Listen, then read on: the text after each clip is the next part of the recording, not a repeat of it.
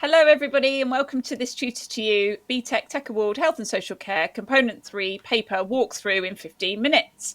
So in this short video I'm going to talk you through the exam paper, how it's structured, and give you some examples of how to support your students to answer them. Or if you're a student watching this, please take note. I hope you enjoy it. So we're going to look at Component 3 Health and Wellbeing exam. Let's start by looking at the format of the paper. So it's one paper and it's 2 hours long. You'll find that there's 18 questions in the exam. So 60 marks in total for the whole exam. That's 2 minutes you have per mark to answer your questions. And you'll also find that there is case study information throughout the exam that's provided around approximately 4 different individuals. Okay, so the format of the questions, there's a number of different command words that are used in the exam. Okay, let's look at some of those. So there's some short state, identify and give command words. So these questions are worth 1, 2 or 3 marks. Some of these questions are multiple choice questions, but you might also find that they're multiple response questions. There's also some explain questions. These are worth 2 or 4 marks, and these are often marked in pairs. So you get a point for making an identification point and 1 mark for an expansion, and that is mentioned in the mark scheme, you'll see. There's also discuss questions. There's 2 of these in the paper, and these are 6 mark questions. They're synoptic questions, so that means they'll draw on your knowledge from across the component 1, 2 and 3 that you have learned in your lessons, and they are marked using a levels-based marking grid.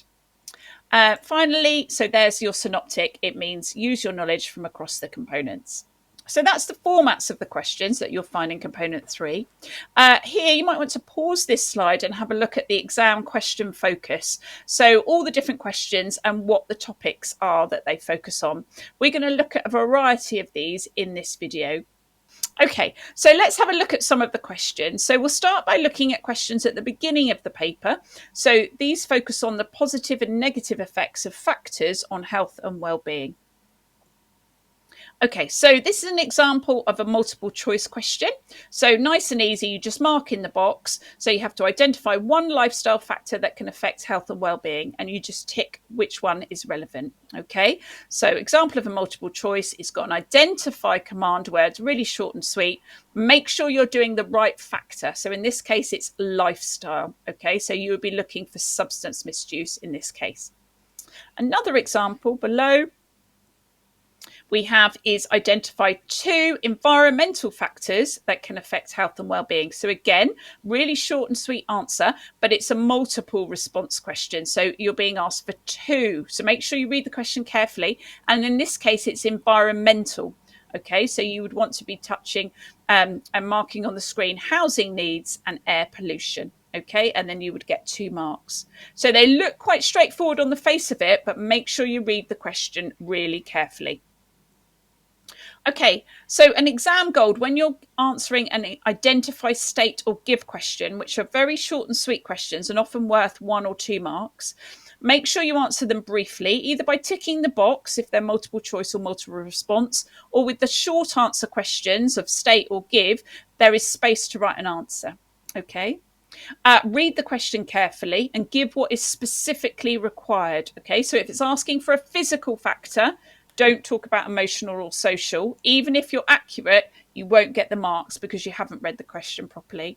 And check that your answer is in the context of what's being asked. Be really precise, okay? And you don't need to repeat the question in your answer. And you don't need to describe or explain something. They're just short and sweet answers that you need to give. Okay, so let's have a look at, we're still on the same theme of positive or negative effects of factors on health and well-being, but we're going to look at explain questions in this one. Okay, so you've got your command word of explain, and you're being asked for 2 positive effects that having supportive relationships with friends could have on health and well-being.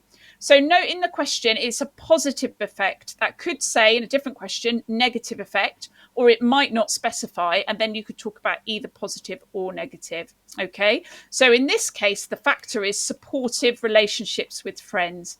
And the student has written, it may increase your self-esteem because there are people around you that care about you and say positive things to you. They've then written, you will feel socially included because you have people to do activities with and make memories with. So in this case, the student has made a point in the first answer. It may increase your self-esteem. And then they've explained why it will increase your self-esteem, because people are around you to care and say positive things to you. So they get the first identification mark and then the expansion. In this second answer, they've said a positive effect will be you feel socially included. And then the student's gone on to explain that because you have people to do activities with and make memories with. So the student got 4 marks for this explain question. Let's have a look at some exam gold then. So when you're being asked to explain, just make sure that you're aware that these are worth 2 or 4 marks, okay? They're always awarded in pairs. So you get your first mark for identifying a point and the second additional mark for appropriately expanding it. Make a point, e.g. an effect, and then be specific. So make sure you're using the right key term, for example, like we used self-esteem in the previous answer, and then expand your point to a full explanation. So how does that impact health and well-being? And that impact on health and well-being can be across any of the pies. Okay, so it could be a physical, emotional, intellectual or social effect. Brilliant. So let's move on to looking at a different type of question now. This is a life event question, okay? So the impact on physical, intellectual, emotional and social health and well-being of different types of life events, okay? So in this question, the command word is explain again, and you're being asked to explain 2 positive effects that marriage, so that's the life event, could have on the emotional well-being of an individual. So your life event is marriage, but they want you to focus on emotional well-being, okay? And it needs to be positive, not negative. So let's see what the student wrote. Increased happiness as they have a partner to share life events with. And then the student's gone on to write strong bonds and attachment as they have a husband or wife to love. So when we're thinking about the student's work here, they've done 1 positive effect emotionally, which is happiness, and then they've gone on to explain why they would be happy, and that's because they have a partner to share life events with through marriage. And then for the second one, they've put an emotional effect, so strong bonds and attachment, and they've gone on to explain as they have a husband and wife to love, obviously as a result of being married. So they get 4 marks there. So make a point and then explain it. Okay, so then we're going to move on to look at questions that are focused on the interpretation of physiological data according to published guidelines. So this is where students have to recall their knowledge about the different classifications of the different physiological indicators. So it could be blood pressure, it could be BMI, it could be heart rate, or it could resting heart rate, or it could be heart rate recovery after exercise. So in this case, the student's been asked to state, so that means the answer just needs to be short and brief. The correct classification for a blood pressure of 120 over 68 millimeter/Hg. Okay, so the student has written ideal normal blood pressure. So they've just stated the classification and they get 1 mark. Okay, so this is good to practice your knowledge of the different classifications of the physiological data for this type of question. This question then goes on to look at the significance of abnormal readings of physiological indicators, okay, and looking at short-term or long-term risks.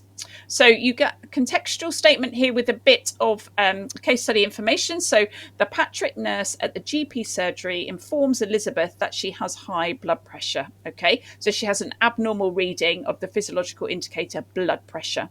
So again, you're being asked to explain. So you need to make a point and explain it. You're being asked to explain 2 potential long-term risks of Elizabeth's blood pressure on her physical health. So we want to see long-term risks linked to blood pressure. So the student has written, she is at risk of having a heart attack as the heart is working harder to pump blood around the body and could be strained. The student's then written, she could have a stroke because the high blood pressure can cause blood clots in the brain and damage the blood vessels. So have we got a long-term risk in the first answer? Yes, heart attack. Have they gone on to explain that in the context of blood pressure? Yes, because blood pressure is high due to heart having to work harder to pump around the body and get strained. In the second answer, have we got a long-term risk? Yes, we've talked about stroke. And have they explained that in the context of blood pressure? Yes, because high blood pressure can cause blood clots in the brain and damage the blood vessels. So make sure you're identifying the risks, but then obviously explaining them in the context of the physiological indicator, in this case, blood pressure. Okay, we'll move on. We'll have a look now at how lifestyle choices determine physical health. Questions focus on things that people might decide to do in terms of their lifestyle and how that impacts them. In this case, it's physical health question. Okay, so we've got Leroy sits at a computer for 8 hours a day. That's his lifestyle choice. This is an explain question. So it's asking you to explain how being physically inactive could cause an increase in Leroy's body mass index. Okay, so what is it about being physically inactive that leads to the increase in BMI? So the student has written, he may not be burning as many calories as he consumes, so the excess energy will be stored as fat, leading to an increase in his BMI. So we've got a link to the physically inactive because he's not burning as many calories as he consumes. So we're going to give 1 mark for that. And then it's explained because they've linked it to the BMI and they've said, well, so the excess energy will be stored as fat and that increases the BMI. So make a point and then go on and explain it, but make sure it's all done very much in the context of the question. Okay. Our next question, this is another multiple choice question, and this question is focused on person-centered approach. Okay, so the student is being asked to identify one individual circumstance that the person-centered approach should consider. Okay, so when you're delivering care in a person-centered way, what should you consider? And the student here should be identifying ability in this case, because there's 3 wrong answers and there's 1 correct answer. So these are quite straightforward, these multiple choice questions, and that's about the person-centered approach. Now, this question is our first example of a 6-mark question. It's focused on the command word discuss. Okay, and question 15 tends to focus on how a person's circumstance could affect their ability to follow recommendations for improving health. So we have a case study here. The nurse wants to provide Elizabeth with some information and support to improve her health and well-being. Elizabeth has a demanding job that requires shift work overtime and responding to emergencies. Elizabeth is well paid. She lives with 1 other adult. The practice nurse suggests that Elizabeth eats a healthy diet every day. So you need to discuss how Elizabeth's circumstances could affect her ability to eat a healthy diet. So you need to draw out of the case study things about her about her circumstances that could affect her ability to eat a healthy diet. So here on the screen, we have just done a mini checklist for things for you to think about when you're looking through the case study. So think about, right, what life stage is Elizabeth in? It may be obvious, and we can tell that she's working, so she could be somewhere in adulthood. What factors are affecting her health? So you're trying to draw out of the case study what things are affecting her. And we seem to have some environmental factors, thinking about her and then thinking about in terms of her job, and that she might be affecting her sleep because she's working overtime, economic factors because she's well paid, social factors in terms of who she's living with. So you need to draw out the factors from the case study. What are her needs? Well, very much talking about the fact that she needs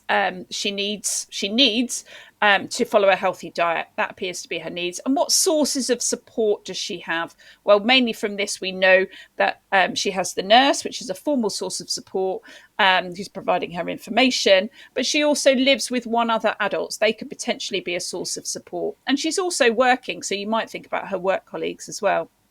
So you've got your mini checklist. So think about how you can draw out those things from the case study, and then how are you going to answer the question? Okay, so some of the things that we're going to draw in are she works long hours, she has a well-paid job, she's got a stressful job, she lives with another person. These are all her circumstances. She might struggle to prepare healthy meals. She relies on snacks and takeaways. she can afford healthy food because she has a well-paid job, and she could share her cooking with her housemate. So taken information from the case study and kind of interpreted it into things that might affect her ability to eat a healthy diet. You can then use those points to help you formulate a logical discussion in full sentences. So make sure that you answer question 15 as a full written sentences, not just bullet points, okay? So when you're doing a discuss question, aim to make a minimum of 4 good points, but obviously they need to be fully explained.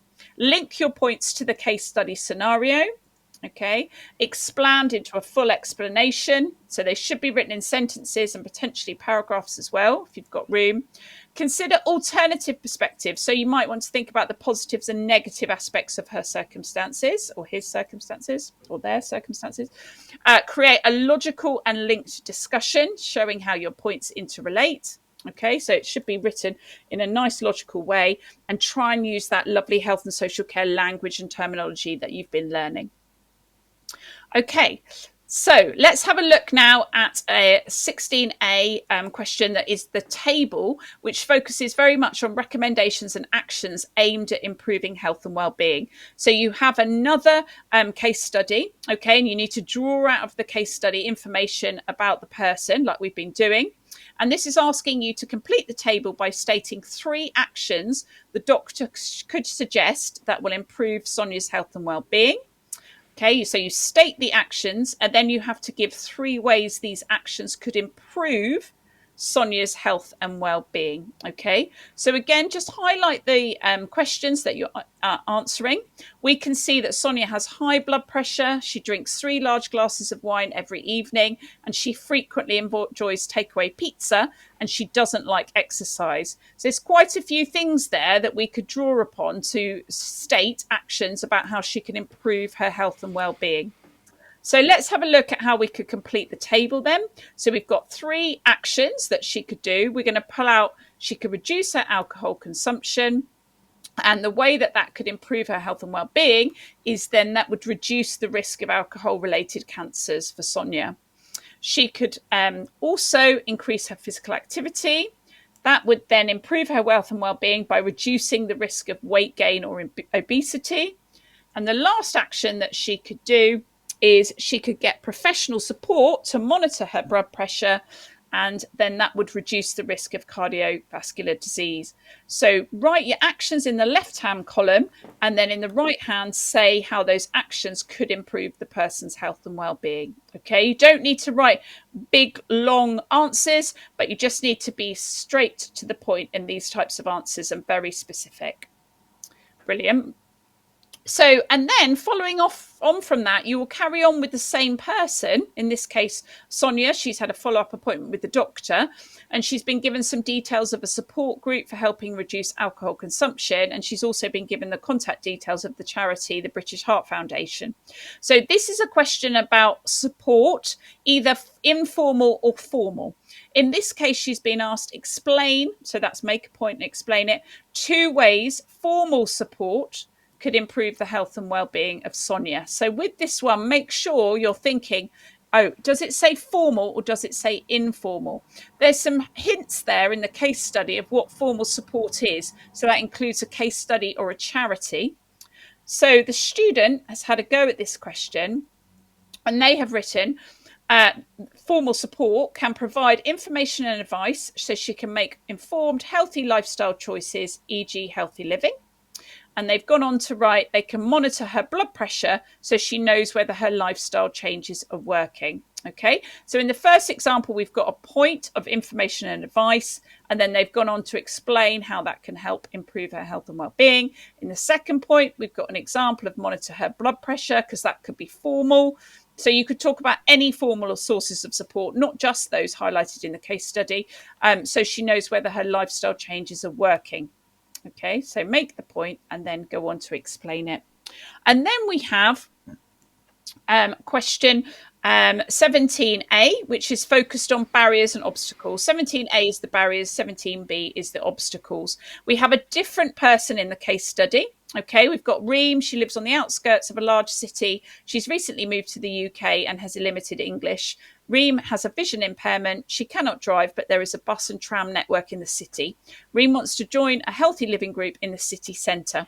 So you're being asked here to explain 2 barriers that could prevent Reem from improving her health and well-being. Okay, so you want to use the case study to try and identify what barriers there are. The student has written, because she has a sensory disability, she may have difficulty reading information due to her vision impairment. Okay, this could make it difficult to receive written information on healthy eating. So they've identified a barrier there. Okay, due to the sensory disability, difficult reading information. And then how does that impact on her health and well-being? Well, she can't receive written information on healthy eating. And then the second one, the student's written, Reem speaks English as an additional language, so she may struggle to understand others. Okay, that's a barrier. And then how does that impact her health and well-being? Well, could make it difficult to understand what people are saying when giving her health instructions. So if we look here, you can see where the student has been awarded the marks. Okay, they got 4 marks in that case. Let's have a look now at the final question that you'll see in the paper. This is again a 6-mark discuss question. Okay, you're given a case study. So in this case, we have Loretta, and you're being asked to discuss how Loretta's circumstances may affect her emotional development in middle adulthood. Okay, so if we have a look, you need to think about the circumstances from the case study, but here we have a type of development and we have a life stage. So you need to answer this very much in the context of her being in middle adulthood and her emotional development. Because Loretta is 52 years old. She's been happily married for 32 years. She has a job she enjoys. She started experiencing symptoms such as hot flushes at night, tiredness and hair loss. And her daughter is getting married and will move out of the family home. So similar to how we did before, you need to think about, right, how am I going to use the information in the case study to talk about how her emotional development will be affected in her life stage? So if we have a look here, an example answer, we've got discuss. So we've got circumstances, emotional development and the life stage. You might want to pause the video here and have a look at what's been written. This is an example of a 6-marker, but the student has very effectively drawn something out of the case study and then made a really good link to emotional development in the context of her life stage. Okay, so that concludes this component 3 exam paper walkthrough. I hope you found that useful and wishing you all the very best of luck in your exam. Thank you.